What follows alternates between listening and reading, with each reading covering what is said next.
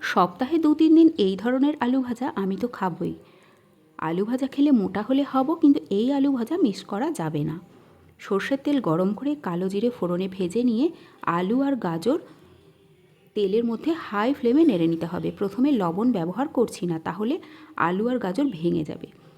High ফ্লেমে 1-2 minute নাড়াচাড়া হয়ে গেলে লবণ, হলুদ আর চিনি মিশিয়ে সমস্ত উপকরণ ভালো করে নেড়ে নিয়ে ঢাকা দিয়ে মাঝারি আঁচে মোটামুটি মিনিট 10-15 রাখতে হবে। মাঝে মধ্যে একবার ঢাকা খুলে নেড়েচেড়ে দিতে হবে। এইবার এই আলু ভাজা কেন এত স্পেশাল আপনারা দেখে বলুন। প্রথমে একটা কড়াইয়ে ড্রাই রোস্ট করে নিতে হবে গোটা জিরে, গোটা ধনে সমান পরিমাণে, আর 1 মুঠো পরিমাণে কাঁচা বাদাম। বাদামের খোসাটা দেখবেন কালচে রং চলে আসবে, তখন কারি পাতা দিয়ে দেবেন, অনেকটা পরিমাণে কারি পাতা। এইবার কড়াইটা গরম অবস্থাতেই কিন্তু কারি পাতাটা দিয়ে রেখে দেবেন। গ্যাসের ফ্লেম অফ করে দেবেন। কয়েকটা কাঁচা লঙ্কা কিংবা শুকনো লঙ্কা ব্যবহার করতে পারেন। কড়াইটা ঠান্ডাও হয়ে যাবে, তখন মিক্সার জারে সমস্ত উপকরণ গুঁড়ো করে নেবেন।